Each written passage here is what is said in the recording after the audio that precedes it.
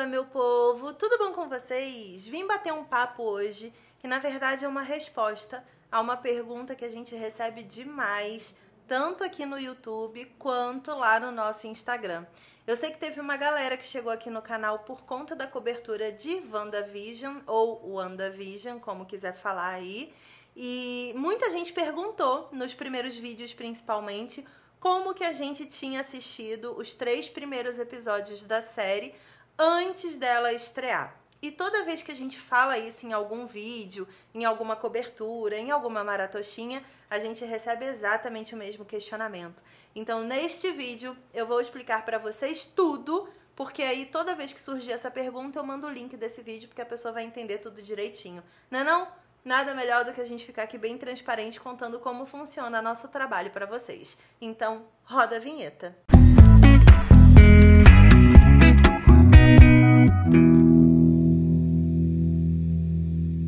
Bom, pra gente começar nossa conversa aqui super alinhados, é importante que todo mundo compreenda que toda vez que a gente recebe um conteúdo, seja de um streaming, de um canal de televisão ou até mesmo do cinema, porque muitas vezes nós somos convidados para cabines de imprensa e sessões fechadas de exibição de filmes que ainda não chegaram no cinema.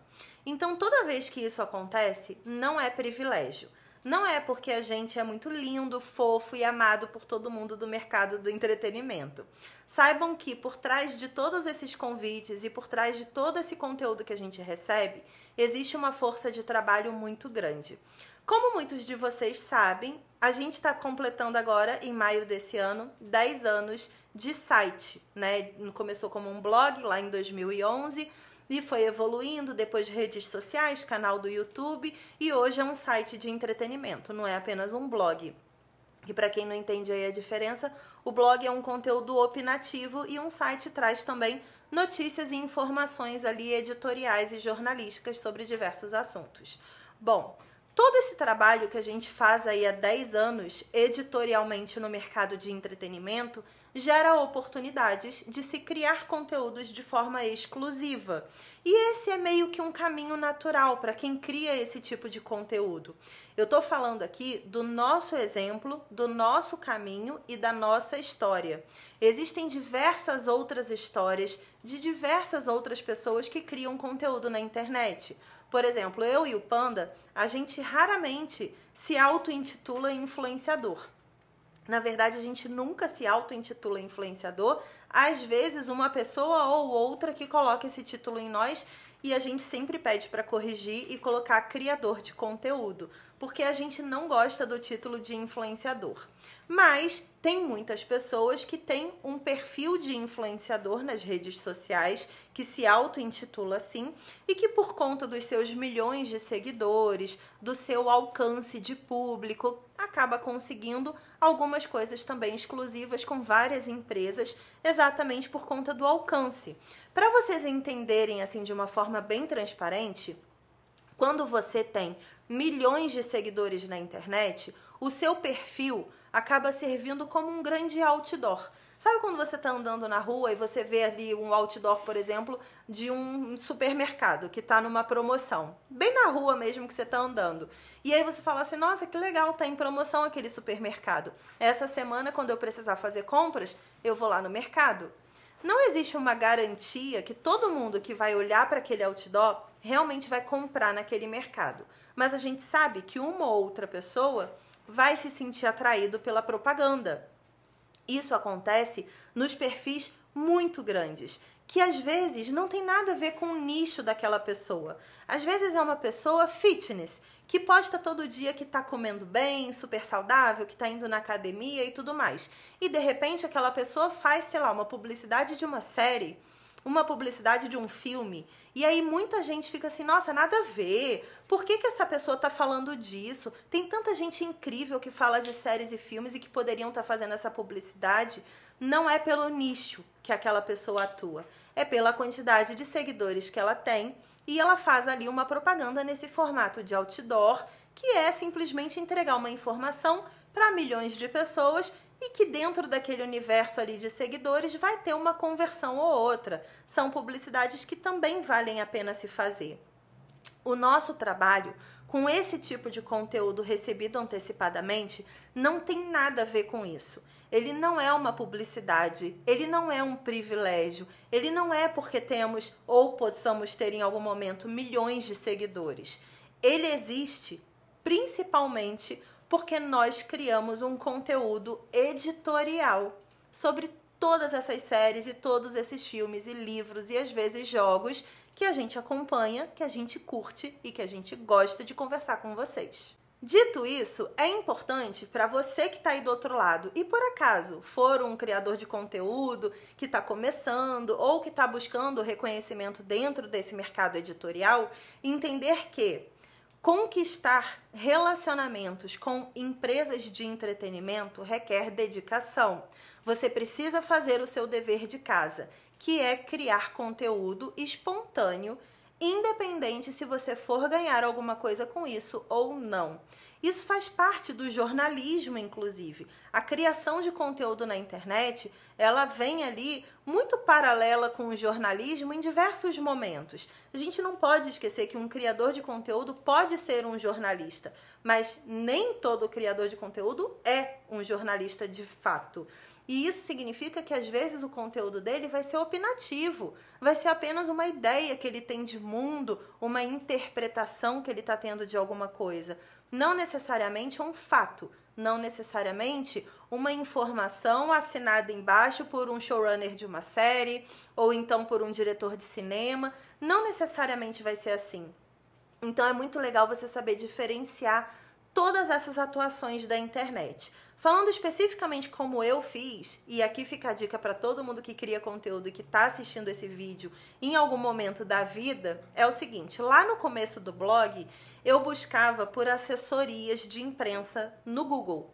E aí, dentro dos sites das assessorias de imprensa, eu ia vendo quais clientes elas atendiam, entendia quais eram os clientes que tinham a ver com o trabalho que eu estava fazendo, muito principalmente do ramo do entretenimento, e eu ia entrando em contato. Eu ia falando assim: olha, eu sou a Cris, do blog Coxinha Nerd, e eu super tenho interesse de cobrir todos os lançamentos e todos os anúncios e todas as atualizações sobre essa empresa X que é seu cliente. Vamos supor que fosse a Warner ou a Netflix ou qualquer outro canal de entretenimento ou produtora de cinema. E eu fazia esses envios de e-mails quase que semanais, apresentando o nosso trabalho. Toda vez que eu recebia algum conteúdo deles, do tipo, um lançamento do filme tal recebeu aqui uma data, né? Foi anunciada a data de estreia. Eu ia lá, publicava no nosso blog e mandava para eles: saiu a matéria no nosso blog. E eu fui criando relacionamentos. Dentro desses relacionamentos, vez ou outra, surgiam oportunidades de ver um filme antecipado. Vai ter cabine de imprensa do filme tal, vocês estão convidados. No início, a gente não era convidado para tudo. No início, a gente não recebia conteúdo antecipado. Isso foi uma coisa que a gente foi construindo junto com as marcas, mostrando o trabalho que a gente fazia com os conteúdos que eles mandavam pra gente. Mas por que eu tô explicando tudo isso para chegar no ponto de como a gente recebe esses screenings e esses conteúdos antecipados? É porque tem muita gente que tem uma visão distorcida. E isso, obviamente, é o resultado de pessoas que fazem com que os seus públicos tenham visões distorcidas. Como, por exemplo, publicações de redes sociais que falam assim: eu tive o privilégio de receber o conteúdo antecipado da Netflix, ou eu tive o grande prazer de receber com exclusividade. Vai colocando aquele conteúdo ali dentro de uma caixinha muito distante, sabe? Você vai se distanciando das pessoas que te seguem quando você fala desse jeito. Quando você fala assim: nossa, tá vendo essa garrafinha aqui, ó? Eu e mais 10 pessoas exclusivamente recebemos da HBO. Tá vendo como eu sou privilegiada por estar no grupo que recebeu essa garrafinha? Esse tipo de comunicação acaba fazendo com que as pessoas tenham uma interpretação errada desse conteúdo que chega. Tanto que, de uns tempos pra cá, a Netflix especificamente, quando manda conteúdo antecipado para as pessoas, a primeira coisa que vem no e-mail é: pedimos o favor de você não falar sobre isso nas redes sociais antes da data de embargo cair. Já explico o que é a data de embargo. porque esse é um conteúdo exclusivo e você não tem que ficar tirando onda na internet. Basicamente é isso que ela fala para todo mundo, com as palavras mais sóbrias e super educadas, obviamente. Para quem não sabe o que é a data de embargo, é a data que termina aquele período de silêncio, sabe? Aquele período de sigilo do conteúdo que você recebe. Por exemplo, quando a gente recebe uma série que estreia na sexta-feira, dependendo da produção da série, esse embargo pode cair 2 dias antes, e é quando vocês começam a ver críticas saindo na internet e tudo mais, ou então no próprio dia. Dependendo do grau de importância daquele conteúdo para o canal ou para o streaming, realmente o embargo às vezes só cai quando o conteúdo estreia para o público geral. Continuando então, esse approach das empresas com os criadores de conteúdo e com os jornalistas para mandar esse conteúdo antecipado não é, de novo, só porque eles gostam muito daquelas pessoas que eles estão enviando. Ele tem claramente uma construção editorial em cima daquilo. Por que eu falo que tem muita força de trabalho por trás disso? Vocês viram a cabecinha do panda aqui, né? Que apareceu aqui agora sim. Tudo bom? Por que eu falo que tem essa força de trabalho?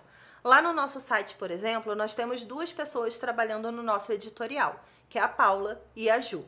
Mensalmente, elas pegam todos os conteúdos programados para estrear naquele mês, de todos os canais, de todos os streamings, elas listam tudo e selecionam qual delas vai cobrir qual conteúdo. E é muito conteúdo hoje em dia que sai. E aí a gente vai recebendo esses conteúdos antecipados. Por quê?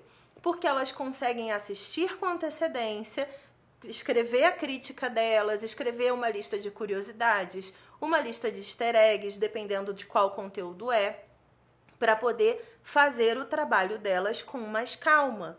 Então, não é um grande privilégio, um grande momento de lazer assistir esses conteúdos antecipados.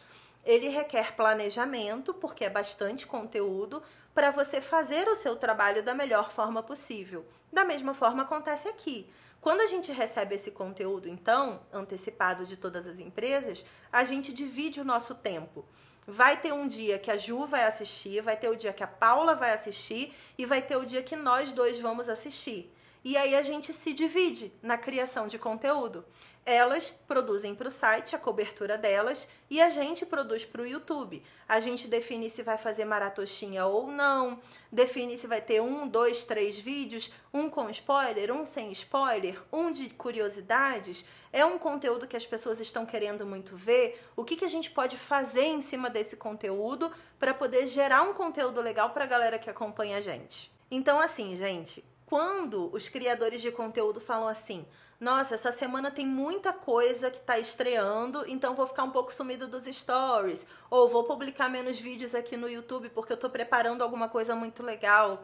É porque tudo isso demanda tempo. Se você pega uma série, por exemplo, que tem aí uma média comum de 8 episódios de 40 minutos, são 8 horas da sua vida dedicada a prestar atenção naquele conteúdo para tirar o melhor dele, para criar o conteúdo para vocês. Para criar um vídeo, para fazer às vezes conteúdos para o Instagram, para fazer às vezes uma live ou então uma entrevista com algum elenco. Tudo isso é fruto de um tempo investido, de uma atenção investida naquele conteúdo para gerar outros conteúdos e vocês terem esse entretenimento complementar além do conteúdo que está lançando. A mesma coisa acontece com cabines de imprensa de cinema.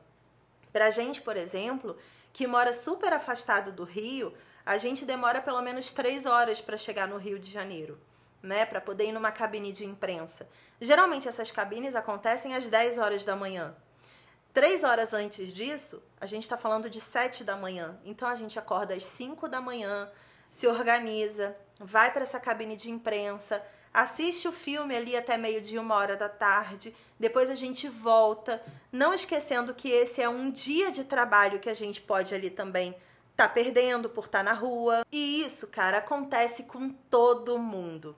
Claro que uma pessoa ou outra vai tratar daquilo de uma forma mais exclusiva. Eu sei que existem pessoas na internet que precisam do pedestal. Na verdade, existem pessoas no mundo, não só na internet, que precisam do pedestal, que precisam se sentir especiais, amadas, privilegiadas, o alecrim dourado, o floquinho de neve, aquele que, poxa vida, recebe presentes semanais da Netflix com conteúdos exclusivos para assistir só porque são lindos, só porque são fenomenais, só porque são maravilhosos. Mas a realidade, na prática, no dia a dia, ninguém recebe conteúdo antecipado por ser um alecrim dourado. Todo mundo recebe porque trabalha por isso. Na prática, você precisa devolver essas críticas para as empresas, você precisa devolver esses conteúdos para as empresas. E se as empresas entendem que talvez o seu conteúdo não seja tão relevante assim, ela não vai te entregar esse conteúdo. Se elas entenderem que o seu conteúdo não tem ali o número necessário para ela poder mandar para você o conteúdo antecipado, ela não vai enviar. E isso acontece com todos os mercados. Você precisa investir o seu tempo. Você precisa investir principalmente a sua criatividade para poder gerar conteúdo, para poder criar uma comunidade, para poder valer a pena para todas essas empresas. Até porque todo dia brotam milhares de criadores de conteúdo no mundo inteiro. É um mercado muito competitivo e você precisa se fazer diferente.